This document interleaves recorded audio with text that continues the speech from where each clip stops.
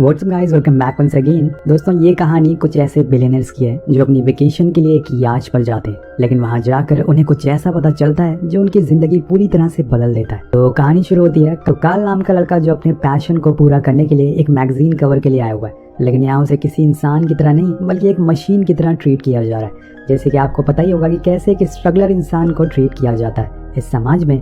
लेकिन वहाँ से रिजेक्ट होने के बाद वो अपनी गर्लफ्रेंड जूली के रैंप शो पर जाता है। तो वहाँ पे भी उसे उसके कपड़ों से जज किया जाता है और उसे पीछे बैठा दिया जाता है और आगे सारे अमीर लोगों के लिए कुर्सी छोड़ दी जाती है। अब कुछ समय के बाद जूली और वो डिनर के लिए जाते हैं। वो अपना ऑर्डर देती है, लेकिन वो ये एक्सपेक्ट कर रही थी कि काल बिल पे करेगा, लेकिन वो कहता है कि ऐसा जरूरी तो नहीं है कि लड़का ही बिल पे करे। ऐसा क्यों नहीं हो सकता कि हम दोनों बिल को स्प्लिट कर दें। पर जूली को यह बात पसंद नहीं आती, जिस वजह से वहाँ पे उन दोनों में बहस होना शुरू हो जाती है और बहुत ही हंगामा हो जाता है। अब जूली उसे छोड़कर अपने घर आ जाती है, लेकिन आखिर में पूरा बिल तो काल को ही भरना पड़ता है, यानी कि सारी लड़ाई झगड़े का कोई फायदा नहीं हुआ। इसके बाद वो दोनों टैक्सी में बैठकर घर जाने लगते हैं, लेकिन वहाँ टैक्सी वाला काल से कहता है कि उसे अपने हक के लिए लड़ना होगा, वरना ये लोग तुम्हें अपना नौकर बनाकर रहेंगे। अब ये बात काल को समझ आ जाती है, इसलिए वो होटल की लिफ्ट में अपने हक के लिए लड़ना शुरू कर देता है। लेकिन वहाँ भी उन दोनों में भयंकर लड़ाई हो जाती है, जिस वजह से उन्हें अलग अलग रूम लेना पड़ता है। लेकिन देर रात जूली उसे अपने कमरे में बुलाती है और यहाँ काल को उसे माफी मांगना पड़ता है, जैसे कि वो हर बार करता हुआ आ रहा है। लेकिन यहाँ जूली उससे कहती है कि वो उसे बस एक ही चीज से प्यार करती है और वो है पैसा। इसके लिए वो किसी भी हद तक जा सकती है। और हाँ, उसे ये भी समझाती है कि वो उसे कोई प्यार व्यार नहीं करती, वो बस काल के साथ इसलिए है ताकि उसकी इमेज अच्छी बनी रहे, क्योंकि काल दिखने में अच्छा है और उसे हैंडसम लड़के पसंद है। अब ये बात काल को काफी हर्ट करती है, क्योंकि वो कहीं न कहीं उससे प्यार करता था। लेकिन जूली बिल्कुल उसका विपरीत है। अब दुनिया में ऐसे बहुत से लोग हैं जिन्हें सिर्फ पैसों से मतलब है। यहाँ हम उन्हीं में से कुछ लोगों को देखते हैं जो कि एक लग्जरी याच में आने वाले हैं, जिसका स्टाफ आज बहुत ही ज्यादा एक्साइटेड है। उनकी बॉस पॉला सभी से कहती है कि हमें अपने गेस्ट की सारी ख्वाहिशें पूरी करनी है, चाहे उनकी कोई भी डिमांड क्यों ना हो, चाहे वो कुछ भी करने को क्यों ना बोले, हमें वो सब करना है, क्योंकि उसके बदले में हमें अच्छे पैसे मिलेंगे। अब उसके जैसे ही उसके स्टाफ वाले भी सारी चीजें करने को तैयार थे।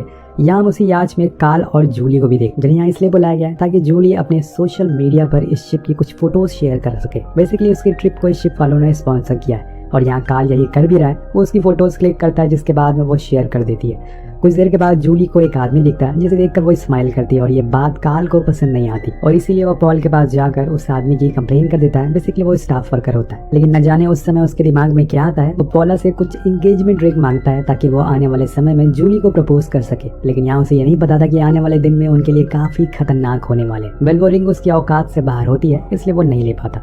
अब नेक्स्ट डे सभी लोग ब्रेकफास्ट कर रहे होते हैं, लेकिन यहाँ भी काल बस जूली की फोटोज क्लिक करे जा रहा था, जो देखकर वहाँ बैठे अमीर लोग उस पर हंसते हैं। वो बताता है कि हमें इसलिए यहाँ पर बुलाया गया ताकि हम इस शिप की फोटो शेयर कर सके। उधर हम एक ओल्ड कपल को भी देखते हैं जो एक जर्मन लेडी से बात करने की कोशिश कर रहा होता है, लेकिन वो उन्हें कुछ जवाब नहीं देती। उन्हें काफी अजीब लगता है, लेकिन तभी वहाँ पर उसका हस्बैंड आता है और उन्हें बताता है कि एक हादसे के बाद इसकी सुनने और बोलने की शक्तियाँ चली गई है, इसलिए बस ये इशारों में बात करती है। वहीं दूसरी ओर काल देखता है कि जिस आदमी ने उसकी शिकायत की थी उसे शिप से बाहर निकाल दिया जाता है, जो देख के उसे काफी बुरा लगता है, क्योंकि वो एक मामूली सा वर्कर था और वो तो बस अपना काम कर रहा था। उसकी तरफ पहले तो जूली ने ही देखा था, इसमें उसकी कोई गलती नहीं थी। वेल, अब इसी तरह से काफी दिन बीत जाते हैं और यहाँ काल की डिमिक्री नाम के एक बूढ़े आदमी से दोस्ती हो जाती है। वो दोनों शिप की टेरिस पर बैठकर सभी का मजाक उड़ाते हैं और उनकी चुगली करते हैं। अब तभी उन्हें एक आदमी अकेले बैठा हुआ दिखता है और वो किसी पार्टनर की तलाश में इधर उधर भटक रहा था। उसी समय उसे उन दोनों की गर्लफ्रेंड दिख जाती है, मतलब कि काल की और उस बूढ़े आदमी की। और इसके बाद वो बूढ़ा आदमी चला जाता है उनसे बात करने के लिए। वो दोनों ही उसे देखकर जेलस होने लगते हैं, लेकिन वो आदमी तो रुकने का नाम ही नहीं ले रहा था। वो जूली को रोलेक्स वॉच देने का वादा करता है, जिसे सुन के वो उसके सामने ही डांस करना शुरू कर देती है। अब ये देखकर आपको अंदाजा हो गया होगा कि वो सही कह रही थी कि वो पैसों के लिए कुछ भी कर सकती है। उधर दूसरी ओर हम पॉला को देखते हैं, जो इस शिप के कैप्टन को उनके रूम से बाहर लाने की कोशिश कर रही थी, क्योंकि वो जब से सफर पर आए वो बस अपने रूम में नशे करके बंद है। अब कहानी आगे बढ़ती है और वहीं एक तरफ अब अमीर ज़ादों की फरमाइश शुरू होने लग गई थी। तो यहाँ पर एक स्टाफ लेडी एक बूढ़ी अमीर औरत की बातें सुन सुनकर पक गई थी, लेकिन उसने फिर भी उनकी सारी बातें सुनी और उसमें जवाब भी दिया। अब लास्ट में वो बूढ़ी लेडी एक फरमाइश कर देती है कि वो चाहती है कि इस शिप पर जितने भी काम करने वाले लोग हैं वो सभी एक साथ स्विम करें। अब उसकी ये बात सुनकर पॉला परेशान हो जाती है, लेकिन उसकी ये पॉलिसी पॉलिसी है कि गेस्ट की सारी फरमाइशें पूरी होनी चाहिए, क्योंकि इसके बदले में उन्हें अच्छे पैसे मिलेंगे। अब वो जितने भी लोग थे उन्हें इकट्ठा करना शुरू करती है और सभी अपना काम वगैरह छोड़कर उस लेडी की विश पूरे करने में लग जाते हैं, सिवाय कैप्टन को छोड़कर।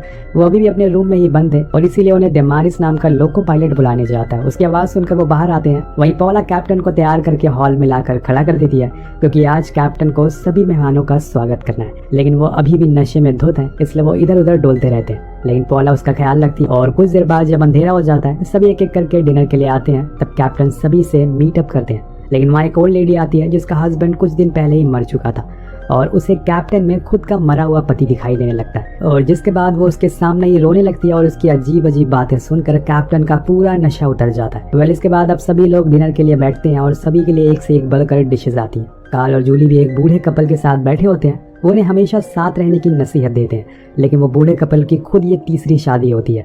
अब कार्ल उस आदमी से उसका प्रोफेशन पूछता है कि वो आखिर करता क्या है, तो वो आदमी बताता है कि मेरी हथियारों की फैक्ट्री है और मैं अमेरिका जैसे बड़े देशों को हथियार सप्लाई करता हूँ। अब ये सुनकर उसकी हवा टाइट हो जाती है, जिसके बाद वो चुपचाप जाकर बैठ जाता है। लोग यहाँ पर एंजॉय कर रहे थे, लेकिन तभी एक बहुत ही भयंकर तूफान आ जाता है। पूरा शिप हिलने लगता है। पहले तो किसी को पता नहीं चलता, लेकिन कुछ देर बाद सभी को मोशन सिकनेस होना शुरू हो जाती है। एक एक करके सभी उल्टियां शुरू कर देते हैं और सभी स्टाफ वाले अपने गेस्ट को संभाल लेते हैं। कुछ तो संभल जाते हैं, लेकिन कुछ की हालत बहुत ही बेकार हो जाती है। सभी लोगों को उनके रूम में भेज दिया जाता है, लेकिन ऊपर हॉल में डिमिट्री और कैप्टन एक साथ बैठे हुए चिल करते हैं। उन्हें पता ही नहीं चलता कि असल में हो क्या रहा है। यहाँ पर कुछ देर बाद जब डिमिट्री का नशा ज्यादा हो जाता है तो कैप्टन के रूम में चला जाता है। वहाँ जाकर वो स्पीकर पर उल्टी सीधी बातें बोलने लगता है, जैसे कि मैं कोई फैक्ट्री नहीं चलाता, मैं तो केवल गोबर बेचता हूँ। ये सुनकर सभी हंसने लग गए थे, लेकिन जब उसने उन्हें बताया कि कुछ ही समय के बाद शिप डूबने वाला है, तो सभी लोग अपने रूम से बाहर आ जाते हैं, इधर उधर भागना शुरू कर देते हैं। लेकिन शिप अभी भी हिल रहा था। पूरे शिप पर जिसको जहाँ भी जगह मिल रही थी वो वहीं बैठ गया था। लेकिन यहाँ पर अभी भी स्टाफ के लोग उन मेहमानों की गंदगी को साफ करने में लगे थे। कुछ ही समय के बाद हमें उन अमीर लोगों का सच पता चल गया था कि आखिर उन्हें भी हमारी तरह ही मौत से डर लगता है। उन्होंने भी पूरे शिप पे हर जगह गंदगी फैलाई थी, लेकिन बस फर्क इतना था कि वो ऐसे रहते थे जैसे कुछ हुआ ही ना हो। उधर डेमेट्री के जाने के बाद कैप्टन स्पीकर पर कहने लग जाते हैं कि उन्हें बस दो चीज इस दुनिया में बुरी लगती है, पहली उसकी बीवी और दूसरे अमीर लोग जो कि जल्दी ही मरने वाले हैं, और ये देखकर मुझे बहुत ही अच्छा लगेगा। ये सुनकर सभी अमीर लोग और ज्यादा डर जाते हैं। उधर पॉल अपने साथी के साथ स्पीकर को बंद करने के लिए जाती है, लेकिन स्पीकर तो बंद नहीं होता, बल्कि लाइट जरूर चली जाती है, जिससे वो अमीर और डर जाते हैं, इधर उधर भागना शुरू कर देते हैं। लेकिन उन दोनों की बकवास बातें अभी भी चल रही थी। कुछ समय के बाद सुबह हो जाती है और तूफान भी थम चुका था। जो बूढ़े कपल थे जिनके हथियारों की फैक्ट्री थी, वो बालकनी पर खड़े होकर अपने जिंदा रहने का शुक्रिया कर रहे थे। लेकिन उसी दौरान लेडी को शिप पर उन्हीं की कंपनी का ग्रेनेड मिलता है, जिसे वो अपने हस्बैंड को दिखाती है, और तब तक बहुत ही देर हो चुकी थी। वो फट जाता और असल में इनके शिप पर पायरेट्स ने हमला कर दिया था। उन्होंने पूरी शिप को बर्बाद कर दिया था। जब सभी की आंख खुलती है तो वो उस आलीशान शिप के बजाय एक खंडर से आइलैंड पर फंस गए थे। यहाँ इस आइलैंड पर सभी लोग एक बराबर है, ना कोई अमीर है और ना ही कोई गरीब। लेकिन इतना जरूर कह सकते हैं कि इन्हें अब जिंदगी क्या है वो सब कुछ पता चलने वाला है। अब सभी लोग वो दिन तो गुजार देते हैं, लेकिन जब रात आती है तो उन्हें कुछ आवाजें सुनाई देती है जो उन्हें बहुत डराती भी है। इसलिए सभी फौरन किनारे की ओर भागना शुरू करते हैं और जैसे जैसे देर रात तक वहीं गुजार देते हैं। लेकिन सुबह उठते ही कार्ल देखता है कि उसके सामने एक बोट आकर रुकी है। वो लोग फौरन भागते हुए उसके पास जाते हैं, जिसके अंदर हम एंजेलिना नाम की औरत को देखते हैं, जो उसी शिप पर काम किया करती थी।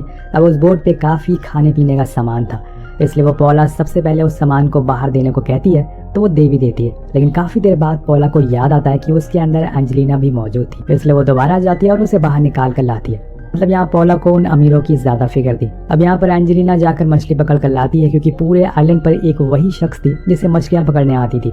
उन्हें अच्छे से पता था कि जो खाना उनके पास है वो कुछ ही दिनों तक चलेगा, जिसके बाद उन्हें मछलियों पर डिपेंड रहना होगा। अब रात होने पर एंजेलिना आग जलाती है, जो कि उसे आती थी, और उसकी लाई हुई मछलियाँ पकाती है। लेकिन यहाँ उसे समझ आ गया था कि अगर वो उन अमीर ज़ादों के बीच में ऐसी रहेगी तो ये सब उसे वैसे ही ट्रीट करेंगे जैसे कि वो शिप पर करते थे।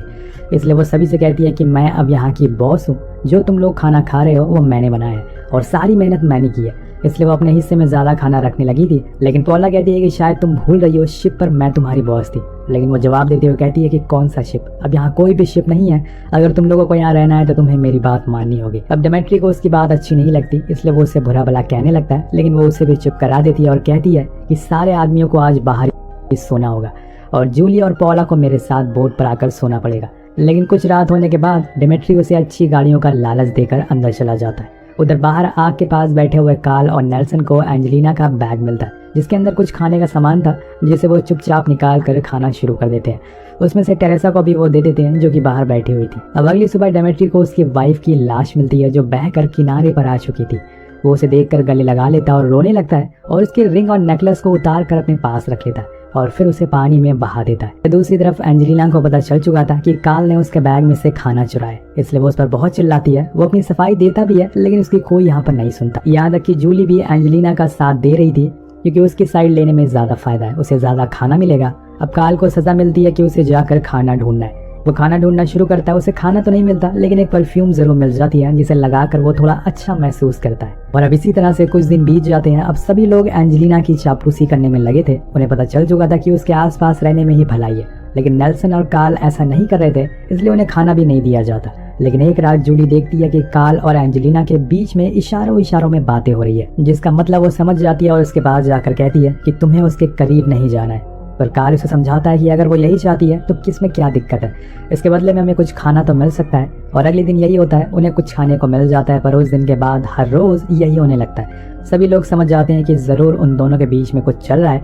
और इसी को लेकर वो कार्ल का मजाक भी उड़ाते हैं, लेकिन उसे कोई फर्क नहीं पड़ता क्योंकि उससे तो अब यहाँ अच्छे दिन बीत रहे थे। लेकिन ये बात जूली को पसंद नहीं आती, इसलिए वो उसे जलाने के लिए कैप्टन के करीब आने लगती है। लेकिन इस बात का उसके ऊपर कोई फायदा नहीं होता और उल्टा वो ये सोचने लगता है कि उसे एंजेलिना से शादी कर लेनी चाहिए, लेकिन इसके लिए अभी एंजेलिना तैयार नहीं थी। पर यहाँ उस आइलैंड पर रहने वाले सभी लोग के बीच में अब सही रिश्ते बन गए थे। सभी एक बराबर जैसा फील कर रहे थे, इसलिए सभी एक साथ शिकार करने भी जाते हैं और इसमें उन्हें कामयाबी भी मिलती है।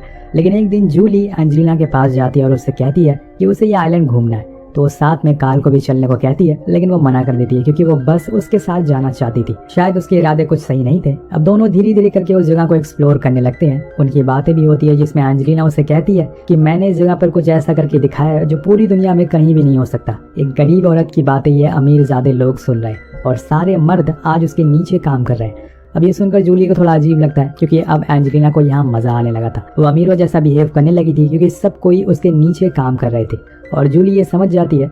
वहीं दूसरी ओर ट्रेसी के पास एक अफ्रीकन बंदा आता है जो उसे कुछ सामान बेचने की कोशिश कर रहा था, लेकिन वो तो कुछ बोल ही नहीं पाती, इसलिए वो वहाँ से चला जाता है और ना वो वहाँ के लोगों को उस आदमी के बारे में बता पाएगी कि वो अफ्रीकन आदमी एक्चुअल में आया कहाँ से। जरूर आसपास कोई चीज होगी जहाँ से वो आया होगा। अब यही चीज उसे अंदर से मानना शुरू कर देती है। उधर दूसरी ओर जूली अचानक से चिल्लाना शुरू करती है। जब एंजेलिना उसके पास जाती है तो वो उसे एक लिफ्ट दिखाती है और बताती है कि हम लोग एक लग्जरी रिजॉर्ट के नीचे ही हैं, हमें बस ऊपर जाना है। तब ये देखकर दोनों बहुत खुश थे और गले मिलते हैं, लेकिन यहाँ एंजेलिना के दिमाग में कुछ और ही चल रहा होता है। वो उसे दूर चली जाती है और वो सोचने लगती है कि अगर वो यहाँ से चली गई तो उसे फिर से किसी टॉयलेट क्लीनर की जॉब करनी पड़ेगी और अगर वो यहीं रही तो इन लोगों की बॉस बन के रहेगी। लेकिन उसके बीच में अब यहाँ जूली आ गई थी, इसलिए वो उसे मारने का डिसाइड कर लेती है। लेकिन इतने में हम कार्ल को भागते हुए देखते हैं। शायद उसने इन दोनों को देख लिया हो या फिर उसे उस रिजॉर्ट के लोग दिख गए हो। इसके आगे कहानी हमें दूसरे पार्ट में देखने को मिलेगी। वेल गाइस, आपको क्या लगता है कि क्या कार्ल ने उन्हें देख लिया या फिर उसे सच्चाई पता चल गई है? नीचे कमेंट करके जरूर बताएगा। मिलते हैं अगली वीडियो में। Thank you so much.